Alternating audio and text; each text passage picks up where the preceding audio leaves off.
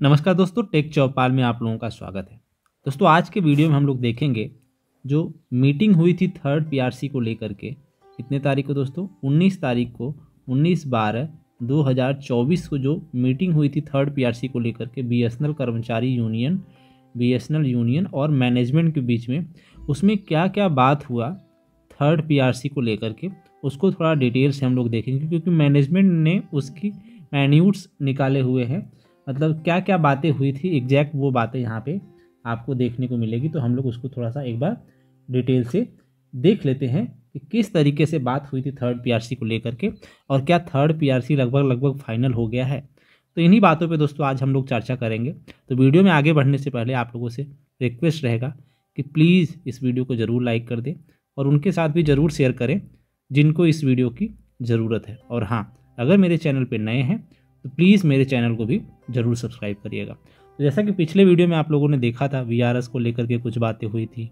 फिर ये भी हुआ था कि थर्ड पीआरसी हमें लगता है जल्द से जल्द ये लोग इम्प्लीमेंट कर देंगे, क्योंकि वीआरएस 2 की बात चल रही है। तो इन सारी चीज़ों पे बहुत डिटेल से बात हम लोग आज के वीडियो में करने वाले हैं। तो जैसा कि दोस्तों आप अपने स्क्रीन पर क्लियरली देख सकते हैं कि 27 तारीख को मैन्यूट्स जारी किया गया है मैनेजमेंट के द्वारा। आप यहाँ पर देख सकते हैं, यहाँ पे जो लोग शामिल थे आप यहाँ पे देखेंगे कि record of discussion of the reconstituted joint committee on wage revision for non executive employ with effect from 1/1/2017 से ये मीटिंग चल रही है और ये 19/12/2024, यानी अगर यहीं पे दोस्तों देख लिया जाए तो लगभग 7 साल हो गए हैं।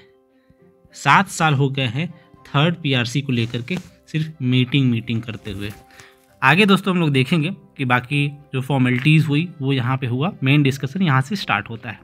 ठीक है दोस्तों, अब आप यहाँ पे दोस्तों देखेंगे कि GS BSNL EU welcome Shri Suresh Tyagi PGM, जो बीएसएनएल ईयू के हैं पी अभिमन्यु जी, उन्होंने उनका स्वागत किया। वही फॉर्मेलिटीज़ ये सब कंप्लीट हुआ जो नए चेयरमैन हुए थे। फिर आप दोस्तों यहाँ पे देखेंगे और उन्होंने उसके बाद पॉइंट आउट किया कि stress for implementation of pay scale proposed on 27/7/2018। P Abhimanyu ji ने कहा कि जो 27/7/2018 को पे स्केल ऑलरेडी फिक्स हो चुका है उसी को इम्प्लीमेंट किया जाए, and demanded that wage revision of non executive should be in line to that of executives.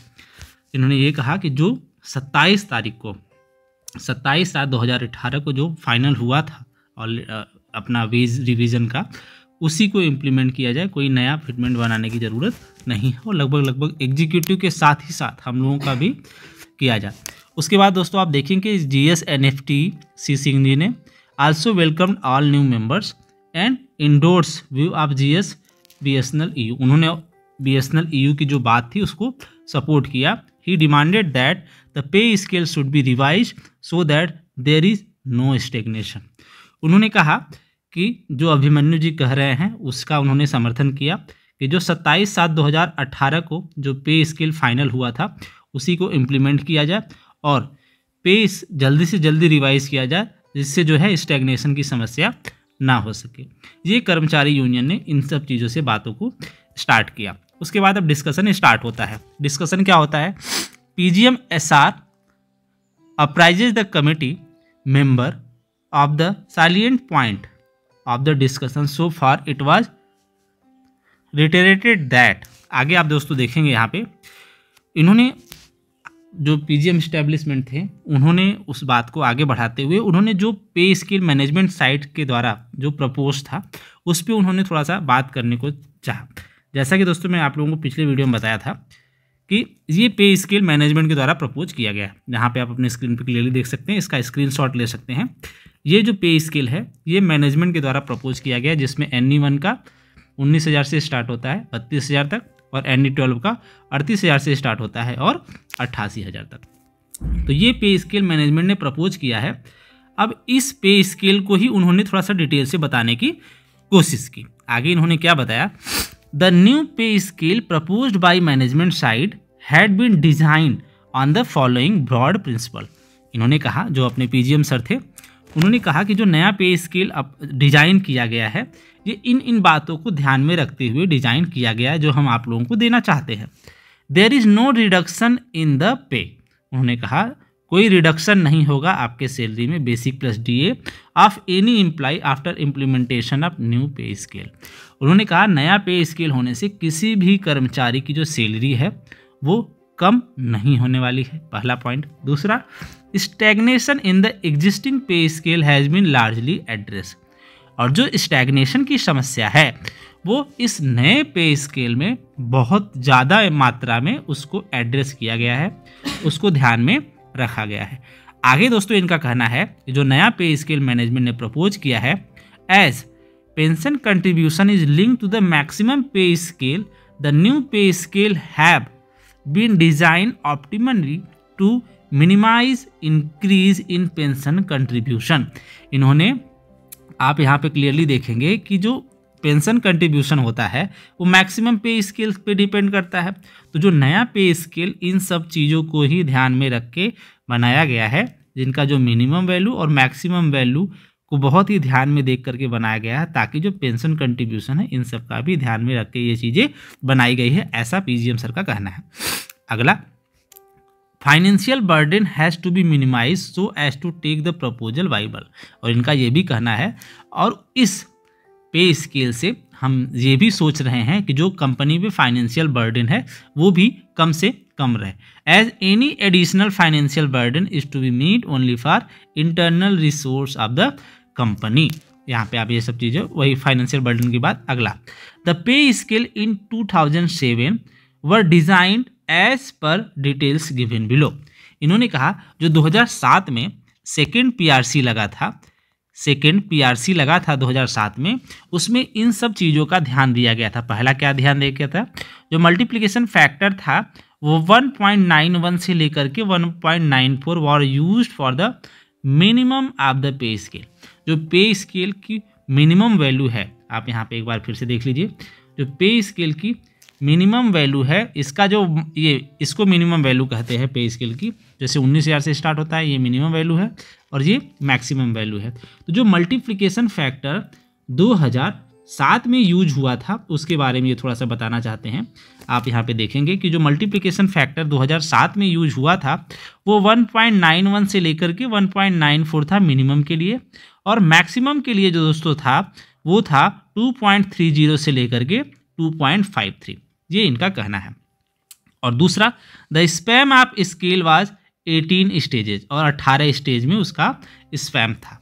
New pay scale propose by the management side notionally with effect from 1/1/2017 are designed as below. इनका कहना है कि जो 2007 में implement हुआ था वो कुछ इस प्रकार थे उसके मल्टीप्लिकेशन फैक्टर, वही जो 2017 में बात हो रही है इम्प्लीमेंट करने की, जो मैनेजमेंट दे रहा है आप लोगों का, उसका भी जो मिनिमम मल्टीप्लिकेशन फैक्टर है वो 2.20 है से लेकर के 2.45 है, और जो मैक्सिमम मल्टीप्लिकेशन फैक्टर है वो 2.40 से लेकर के 2.87 है, had been used to maximum for pay scale, और span of pay scale is from 18 to 28 stage. ये इन्होंने बता दिया कि 2007 में ये मल्टीप्लिकेशन फैक्टर था, और जो हम अभी आपको थर्ड पीआरसी में देना चाहते हैं उसका मल्टीप्लिकेशन फैक्टर ये है। New pay scale have been designed to take care of stagnation issue and BSNL recruitees will get additional benefit on account of increase in EPF contribution by BSNL. इनका कहना यह है कि जो नया पे स्केल है इससे क्या होगा कि पहली बात तो स्टैग्नेशन की समस्या खत्म हो जाएगी, जो पुराने स्टाफ हैं, और जो बीएसएनएल के स्टाफ हैं, जो नए स्टाफ है, उनका जो ईपीएफ कंट्रीब्यूशन है वो बीएसएनएल के साइड से क्या हो जाएगा, बढ़ जाएगा, तो वो इनको इस हिसाब से फ़ायदा हो जाएगा। अगला, the implementation of new pay scale will result in a additional burden of increase pension contribution in case of absorbees and increase EPF contribution in case of direct recruitees. फिर से वही कि जो नया पे स्केल है वो क्या करेगा, कंपनी पे थोड़ा बर्डन डालेगा, जो पुराने एम्प्लॉय हैं उनके पेंशन कंट्रीब्यूशन में, और नए एम्प्लॉय हैं उनके ईपीएफ कंट्रीब्यूशन में। अगला, there is a number of CPSUs which are loss making and the government has to decide in totally whatever proposal joint committee recommends should be with minimum financial implication. इनका कहना है कि बहुत सारे CPSUs हैं जो loss making हैं, and the government has to decide in totality whatever proposal joint committee recommend should be in minimum financial implication. वही है कि बहुत सारे कंपनी जो PSUs हैं वो लॉस मेकिंग है, तो जो भी यहाँ पे डिसीजन होगा वो फाइनेंशियल बर्डन कम से कम रहे, उसी को लेकर के आगे बात बढ़ेगी। आगे, stagnation in non executive cadre as on 1 February 2024 is much higher. ये खुद कह रहे हैं कि जो स्टैग्नेशन की समस्या है नॉन एग्जीक्यूटिव में वो बहुत ज़्यादा है। कितना है? 60% है एज कम्पेयर टू एग्जीक्यूटिव 2%। मतलब अगर देखा जाए तो एग्जीक्यूटिव में सिर्फ 2% स्टैग्नेशन है और नॉन एग्जीक्यूटिव में 60%। मतलब कि अगर 100 स्टाफ हैं तो एग्जीक्यूटिव के सिर्फ 2 स्टाफ का स्टैग्नेशन है और वही नॉन एग्जीक्यूटिव का 60 स्टाफ का स्टैग्नेशन है। मतलब मेनली समस्या जो है वो स्टैग्नेशन की समस्या है। जो पुराने स्टाफ हैं उनकी सैलरी एक स्टेप पे जा कर के रुक सी गई है, ना ही बढ़ रही है ना ही कुछ उसमें हो रहा है, उसी को दोस्तों स्टैग्नेशन की समस्या है। आगे ये कहते हैं on an average 1500 non executive will be retiring every year. हर साल लगभग 1500 नॉन एग्जीक्यूटिव एम्प्लॉय जो है वो रिटायर हो रहे हैं। नॉन रिवीजन ऑफ पे scales impacting them the most. इनका कहना है कि अगर पे स्केल रिवाइज नहीं, ये सब मैनेजमेंट कह रहा है, इस चीज़ को ध्यान दीजिएगा। इन खुद कह रहे हैं कि जो पे स्केल आप लोग रिवाइज अगर हो जाता तो ये 1500 जो लोग हैं उनको जो हर साल रिटायर हो रहे हैं इनको काफ़ी फ़ायदा होता। Even with 0% fitment additional financial outgo on account of increase pension contribution EPF contribution ETC should be around 900 crore per annum. मतलब अगर हम मैनेजमेंट क्या कहता है कि अगर हम 0% फिटमेंट पर भी आप लोगों को PRC इम्प्लीमेंट करें तब भी लगभग 900 करोड़ पर एनम पर साल का एक्स्ट्रा खर्चा आएगा किस पे? BSNL पे। ये सारी बातें मैनेजमेंट ने कहा कि हम तो चाहते हैं कि आप लोगों को जो नया पे स्केल प्रपोज किया गया है उसको आप लोग एक्सेप्ट कर लीजिए और उसका ये सारे उसके फ़ायदे हैं, ये फ़ायदे उन्होंने उसके गिनवा दिए। अब उसके बाद स्टाफ साइड क्या कहता है? The breakup of the 900 crore should be provided. तो स्टाफ क्या कहता है? स्टाफ से यूनियन वाले क्या कहते हैं? आप जो कह रहे हैं कि 0% फिटमेंट देने के बाद भी हमें 900 करोड़ का पर एनम एक्स्ट्रा खर्चा आएगा, तो उसको थोड़ा हमें डिटेल से बताइए। आप किस हिसाब से कह रहे हैं कि 900 करोड़ का खर्चा आएगा? ऐसा यूनियन वाले कहते हैं। फिर employee were not responsible for the last situation of the company. फिर यूनियन वाले कहते हैं कि कंपनी जो घाटे में है उसके लिए स्टाफ कैसे जिम्मेदार है? स्टाफ जिम्मेदार उसके लिए नहीं है। 4G लेट आया या कुछ हुआ और नई नई टेक्नोलॉजीज़ का एडॉप्टेशन लेट हो रहा है मेड इन इंडिया के नाम पे, तो उसमें स्टाफ कैसे जिम्मेदार है? आगे ये इनका यूनियन वालों का कहना था। आगे, the pay scale agreed with the earlier committee should be implemented. मतलब इनका कहना है कि जो 2017 में हम लोग फाइनल किए थे उसी को आप इम्प्लीमेंट करिए। Staff side had demanded HRA revision.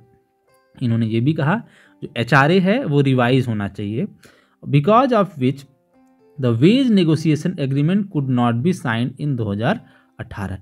जो 2017 में फाइनल हो गया था, 2017 में जो अपना फाइनल हो गया था उसमें सिर्फ एक ही पॉइंट पे अड़का हुआ था कि HRA को भी रिवाइज करना है, जिसके कारण 2017 में पे रिवीजन नहीं हो पाया था। तो वही इनका कहना है कि पहले आप HRA को रिवीजन का जो है वो भी आप फाइनल कर दीजिए ताकि वेज जो रिवीजन है वो कंप्लीट हो सके, जो हम लोगों ने 2017 में ऑलरेडी उस पर चर्चा कर चुका है और उसको फाइनल भी कर दिया है। Propose scale did not address all cases of stagnation and पे एनॉमली। इनका कहना है यूनियन वालों का कि जो आपने प्रपोज किया है इस पे स्केल वो सभी स्टैग्नेशन की समस्या का समाधान नहीं है। Pay scale span of the non executive was not as per with the pay scale span of executives. इनका ये भी कहना है कि जो पे स्केल का स्पैन है वो आप एग्जीक्यूटिव के जैसा नहीं रख रहे हो नॉन एग्जीक्यूटिव का। तो ये सारी बातें निकल के आई। पहले तो मैनेजमेंट ने स्टार्ट किया कि हम जो आप लोगों को पे स्केल प्रपोज कर रहे हैं उसको आप लोग ले लीजिए, उसको इन चीज़ों को ध्यान में रख करके बनाया गया है। पहला कि किसी की सैलरी में कोई कमी देखने को नहीं मिलेगी। दूसरा, जो स्टैग्नेशन की समस्या है ज़्यादा से ज़्यादा नॉन एग्जीक्यूटिव में वो ख़त्म हो जाएगा, लगभग ख़त्म हो जाएगा। तीसरा, इसमें स्टाफ को जैसे पेंशन कंट्रीब्यूशन जो होगा वो बढ़ जाएगा, और जो बीएसएनएल रिक्रूटी स्टाफ है उनका ईपीएफ कंट्रीब्यूशन बढ़ जाएगा। तो इससे कंपनी पे लगभग 900 करोड़ का एक्स्ट्रा खर्चा आएगा अगर हम 0% पे भी आप लोगों को पीआरसी दे तो। और जब सेकेंड पीआरसी लगा था तो उसका मल्टीप्लिकेशन फैक्टर को इन्होंने गिनाया, ये था। और थर्ड पीआरसी का जो मल्टीप्लिकेशन फैक्टर है वो सारी चीज़ें इन्होंने बताया। तो उस पर अपना स्टाफ साइड बोलता है कि आप जो 900 करोड़ कह रहे हैं कि एक्स्ट्रा खर्चा होगा, उसके बारे में थोड़ा डिटेल से हमें बताइए। और जो आप लॉस कंपनी की हो रही है उसके लिए स्टाफ जिम्मेदार नहीं है। और पहले आप क्या करिए, एचआरए रिवाइज कर दीजिए, और 2017 में जो हम लोग फाइनल किए थे उसी को आप फाइनल करिए, क्योंकि वो लगभग कंप्लीट हो चुका था। तो ये सारी बातें यहाँ पे निकल के आई, कोई फाइनल डिस्कशन पे नहीं पहुँचा गया। मतलब कि यूनियन चाहता है कि हमारा पे स्केल इम्प्लीमेंट हो, मैनेजमेंट चाहता है कि जो हमने आपको दिया है उसी को आप लोग एक्सेप्ट कर लीजिए। इसके बाद क्या होती है कि it was agreed that staff side will provide live cases of पे लॉस, पे एनोमली एंड स्टैग्नेशन बाय 30/12/2024। मतलब 30 दिसंबर तक उनको स्टैग्नेशन का जो केसेस था वो यूनियन वालों को, मैनेजमेंट को देना था। In cases will be discuss with establishment cell, accounts and union representatives first and then brought to the next meeting of the joint wage negotiation committee. फिर अगले मीटिंग के लिए सबको बुलाया गया। Staff side that live cases will 0% and 5% में B examine. तो उसके बाद स्टाफ साइड ने कहा ठीक है, हम 0% और 5% फिटमेंट का आप लोगों को डिटेल से देते हैं कि उसमें स्टैग्नेशन की समस्या क्या क्या रहेगी। फिर वही उसके बाद वोट ऑफ थैंक्स हुआ और यहाँ पे मीटिंग ख़त्म हो गई। तो आप देख सकते हैं कि 2017 से मीटिंग चल रही है और 2024 भी लगभग ख़त्म ही समझिए हो गया है, और अब तक पे स्केल फाइनल नहीं हो पाया है। मैनेजमेंट चाहती है कि जो हम आप लोगों को पे स्केल दे रहे हैं, ये जो सामने है, ये मैनेजमेंट पे स्केल दे रही है। और आप देखेंगे तो ये जो है ये बीएसएनएल साइड से पे स्केल देखने को आपको मिलेगा। ये बीएसएनएल दे रही है, ये बीएसएनएल दे रही है। यहाँ पे आप देखेंगे ये मैनेजमेंट साइड देना चाहती है स्टाफ को, और ये जो पे स्केल आपके सामने दिख रहा है ये यूनियन वाले डिमांड इसके लिए कर रहे हैं। तो इन्हीं पर बातों पे अड़ंगा अड़ा हुआ है। बस मीटिंग अब देखते हैं अगली मीटिंग कब होती है, और जो भी कुछ मीटिंग से निकल के आएगा आप लोगों को वीडियो के माध्यम से ज़रूर बताया जाएगा। और अगर आपकी राय कुछ है इस वीडियो को लेकर के या फिर पीआरसी को लेकर के, तो कमेंट सेक्शन में ज़रूर बताइएगा, और वीडियो को लाइक करके उनके साथ ज़रूर करिएगा जिनको इस वीडियो की ज़रूरत है। तो चलिए मिलते हैं अगले वीडियो में, तब तक के लिए अपना और अपनों का ख्याल रखिएगा। धन्यवाद दोस्तों।